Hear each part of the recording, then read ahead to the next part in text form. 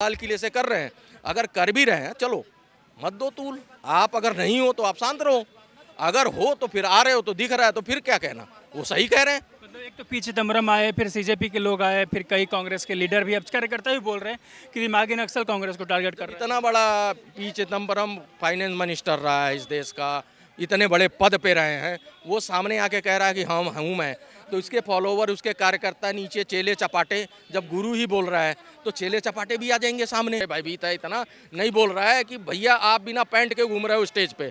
आप बताओ 3 मिनट का नेशनल जो वंदे मातरम का गीत था, राष्ट्रीय गीत, हमारा राष्ट्रीय गीत कितना सर्वोपरि होता है, इससे बड़ा तो कुछ नहीं है ना देशवासी के लिए।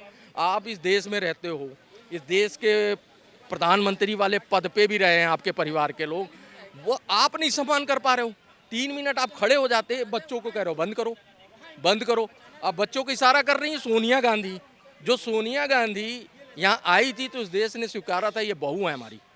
हाँ, और इतना मान सम्मान, इतनी प्रतिष्ठा, इतनी जमीन जायदाद, इतना कुछ आपके पास दिया, आज भी दे रहे हैं बेचारे। आज उनका सम्मान नहीं कर रहे हो, आज उनके भी कांग्रेसियों के दिल में भी तो दुख हुआ होगा, आज डर के मारे नहीं बोल रहे हैं कि भाई। तो चलिए दोस्तों, दिमागी नक्सल का मतलब क्या होता है और वंदे मातरम के अपमान के बदले में लोग क्या सोच रहे हैं। सर आनंद जी, सबसे पहले तो ये जानने की कोशिश करेंगे आखिर दिमागी नक्सल का मतलब क्या होता है और मोदी जी किसकी तरफ ये इशारा कर रहे थे। देखिए दिमागी नक्सल का तो पता ही लग गया, लोग आने लगे, जो देश के भ्रष्टाचारी थे वो सामने आ गए। चिदम्बरम साहब कि मैं हूँ, सीजेपी के प्रवक्ता कह ही रहे हैं, और भी लोग गाएं बेगाएं कर रहे हैं, उनकी वीडियो आ जाएगी, 2-4 दिन और इंतजार करो, वो खुद आ जाएंगे बाहर। उन्होंने तो बिना नाम के जो है बोला है लाल किले के उससे प्राचीन से, तो ये चीज़ें दिख रही हैं, वो लोग खुद ही आ रहे हैं, आपके सामने ही आ जाएंगे जब, तो आपको भी दिखने लगेगा। नक्सलवाद का मतलब है देश जलाना चाहते हो, देश तोड़ना चाहते हैं, जो आगजनी करना चाहते हैं, जो अराजकता फैलाना चाहते हैं, जो सरकार को गिरा के बांग्लादेश वाली स्थिति लाना चाहते हैं, इसी को नक्सलवाद कहते हैं। दिमागी नक्सलवाद होता क्या है? नक्सली कौन थे? वो समाज के सरकारी संपत्ति को नुकसान पहुंचाने वाले। समाज के खिलाफ काम करने वाले को नक्सली बोला जाता था। भाई वो एक समाज से कट गए थे, वैसे ही ये नक्सल जो दिमागी नक्सल है ये भी कट गए हैं देश से। इन्हें देश के हित के बारे में अब तो सपने में भी नहीं आ रहा है। इनको ये लगता है कि देश में कैसे कुछ हो नहीं रहा है, देश में कुछ इस तरह से हो, उसी को नक्सली बोलते हैं, और उसी की चर्चा वो लाल किले से कर रहे हैं। अगर कर भी रहे हैं चलो मत दो तूल। आप अगर नहीं हो तो आप शांत रहो, अगर हो तो फिर आ रहे हो तो दिख रहा है तो फिर क्या कहना, वो सही कह रहे हैं। मतलब एक तो पी चिदम्बरम आए, फिर सीजेपी के लोग आए, फिर कई कांग्रेस के लीडर भी, अब कार्यकर्ता भी बोल रहे हैं कि दिमागी नक्सल कांग्रेस को टारगेट कर रहा है। इतना बड़ा पी चिदम्बरम फाइनेंस मिनिस्टर रहा है इस देश का, इतने बड़े पद पे रहे हैं, वो सामने आके कह रहा है कि हम हूँ मैं, तो इसके फॉलोवर उसके कार्यकर्ता नीचे चेले चपाटे, जब गुरु ही बोल रहा है तो चेले चपाटे भी आ जाएंगे सामने। तो जब ये सारी चीज़ें आ जाएंगी तो आपको भी पता लग जाएगा दिमागी नक्सलवाद के बारे में जो प्रधानमंत्री बात कर रहे थे यही लोग हैं, और वो लोग अपने आप आएंगे सामने, हताश और निराश हैं। अब कांग्रेस पार्टी की जिस तरीके से वंदे मातरम का अपमान किया उस पर बात करते हैं, कैसा लगा देख के आपको सब चीज़ जो कांग्रेस कार्यालय में हुआ। बड़ा देखो, हम लोग सभी कभी ना कभी कांग्रेसी रहे हैं, हमारे बाप दादा कांग्रेसी रहे हैं, कांग्रेस को हमने खड़ा किया, इतनी पुरानी पार्टी है, अपने खून पसीने से लोगों ने सींच के उस पार्टी को बनाया। आज उस पर एक ऐसा नालायक पुत्र बैठा दिया इन्होंने जो उसके साथ खिलवाड़ कर रहा हो, पार्टी को ख़त्म करता जा रहा है, और वहाँ पे एक मालिक बन गया हो, उसके खिलाफ कोई आवाज़ नहीं उठा रहा। कोई कांग्रेसी डर के मारे भयभीत है, इतना नहीं बोल रहा है कि भैया आप बिना पैंट के घूम रहे हो स्टेज पे। आप बताओ 3 मिनट का नेशनल जो वंदे मातरम का गीत था, राष्ट्रीय गीत, हमारा राष्ट्रीय गीत कितना सर्वोपरि होता है, इससे बड़ा तो कुछ नहीं है ना देशवासी के लिए। आप इस देश में रहते हो, इस देश के प्रधानमंत्री वाले पद पे भी रहे हैं आपके परिवार के लोग, वो आप नहीं सम्मान कर पा रहे हो। 3 मिनट आप खड़े हो जाते, बच्चों को कह रहे हो बंद करो। अब बच्चों को इशारा कर रही है सोनिया गांधी, जो सोनिया गांधी यहाँ आई थी तो इस देश ने स्वीकारा था ये बहू है हमारी। हाँ, और इतना मान सम्मान, इतनी प्रतिष्ठा, इतनी जमीन जायदाद, इतना कुछ आपके पास दिया, आज भी दे रहे हैं बेचारे।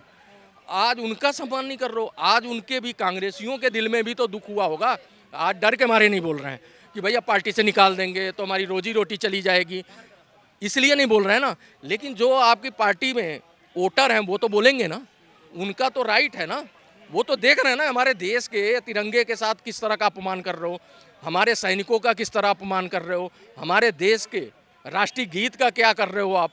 कि उसमें आप एक सम्मान नहीं दे पा रहे हो 3 मिनट का, तो आप और बहुत सारी चीज़ें क्या देश के बारे में कर रहे होगे लेकिन वो भाई। क्यों नहीं कर रहे थे? कई लोग बोलते हैं कि एक विशेष वर्ग को खुश करने की कोशिश में ये सब चीज़ें कही गई। मैं 60 करोड़ रुपया इन्होंने साल में राहुल गांधी ने विदेश यात्रा पे खर्चा है। अब ये कितनी विदेश यात्राएं की हैं और गुपचुप तरीके से की गई हैं, कहाँ जाते किससे मिलते किसी को कोई जानकारी नहीं है, इनके चेले चपाटों को भी नहीं है। तो आप देखो ना, जब ये सारी चीज़ें हो वहाँ से लेके आ रहे हैं, किस लोगों से मिल रहे हैं, क्या सोच इनकी है, ये चीज़ें तो दिख रही है ना।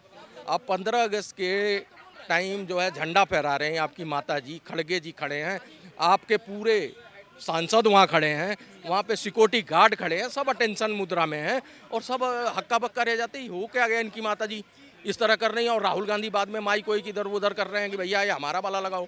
तो हम सोच रहे हैं आपका कौन सा राष्ट्रीय गीत आपके बाप दादाओं ने लिखा था, आप ही बोल दो भाई। आप 2 लाइन वाला जो पहले था काट छांट के किया था वो गाना चाहते थे या इसको नहीं गाना चाहते थे? आप किसको खुश करना चाहते हो, मेरे को समझ नहीं आ रहा। कार्यकर्ताओं के जो लॉयल वोटर हैं या कांग्रेसी हैं उनके लिए भी दुख की बात है, लेकिन वो मान नहीं रहे सामने से। देखिए, मुसलमान भी अगर सच्चा देशभक्त होगा ना तो वो भी ये नहीं मानेगा। अगर सच्चा देशभक्त मुसलमान है इस देश का, अगर नहीं कह रहा हैं लोग, अगर नहीं लगाना चाहिए, हैं भी बहुत सच्चे मुसलमान हैं, मुट्ठी भर हैं जो ये सोचते हैं, लेकिन मुट्ठी भर के लिए इतनी बड़ी संख्या को आप दरकिनार कर दिया। बहुसंख्यक तो है ही आहत भाई। पूरे देश के देशवासी देश के साथ पहले हैं, बाद में पार्टी के साथ हैं, बाद में आपकी पार्टी है। देश तो पहले है ना, तो आपको देश का सम्मान करना था। और देश का सम्मान करने के लिए ज़्यादा आपसे वक्त नहीं मांगा, 3 मिनट का। 3 मिनट में आपके पेट में मरोड़ हो गया, आपको कब्ज होने लगा, आप बौखलाने लगे और आप तड़पने लगे मछली की तरह। वो दिखा, जनता देख रही आंखों से। तो ये जनता वोट देगी आपको। अब जब नहीं देगी वोट तो आप कहोगे ईवीएम की वजह से जो है मोदी जी आ गए। मोदी जी को मौका आप लोग दे रहे हो, आपके सपुत्र दे रहे हैं, आपके पुत्र दे रहे हैं। आप लोगों की कार्यशैली ऐसी है जो दिख रहा है।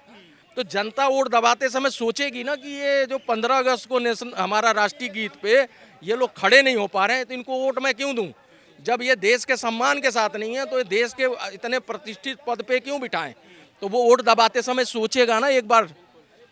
ये चीज़ें तो नहीं भूलती। 15 अगस्त ऐसा खास दिन होता है, पवित्र हमारे एक तरह से त्योहार होता है। सभी लोग रंग में रंगे होते हैं, हर गाड़ी टेम्पू छोटा बड़ा गरीब सब तिरंगा लगा के घूम रहे हैं। अब जब वो चीज़ याद करके वोट दबाएंगे तो फिर कहोगे ईवीएम की वजह से जीत गए, तो मोदी जी चीटिंग कर गए, तो ये सारी करोगे। तो इसीलिए तो आप लोगों की ये दुर्दशा हो रही है, आपका मानसिक पतन इसीलिए हो रहा है, आपकी बिलबिलाहट दिख रही है। आखिरी मोदी जी की जो भाषण आपने सुनी 15 अगस्त के दिन, कितना नंबर देंगे 10 में से? देखिए, मोदी जी जब देते हैं ना भाषण, तो मैं ही नहीं देख रहा था, वहाँ पे लाल किले पे कम से कम 20,000 लोग बैठे हुए थे, पूरा देश सुन रहा था। हर घर के टेलीविज़न पे उनको सुना जाता है लाल किले वाली बात, चाहे ये पीएम रहे हो, चाहे इंदिरा गांधी, चाहे कोई भी रहे, लाल किले का बड़ा अहम भाषण होता है। तो मोदी जी को वो नंबर इसलिए देंगे कि मोदी जी दूरदर्शी बातें करते हैं। अगर नहीं करते, अगर ये चिदम्बरम सामने नहीं आते और ऐसे लोग सामने नहीं आते तो हम कहते कि चलो ऐसे ही बोला होगा, लेकिन बात उनकी सच साबित कर रहे हैं खुद, ये खुद कर देते हैं। हाँ, बोल बोल के आके सामने बता रहे हैं जनता को कि हम हैं। तो फिर मोदी जी सही बोल रहे हैं, 10 में 10 नंबर ही हो गए उनके। तो धन्यवाद।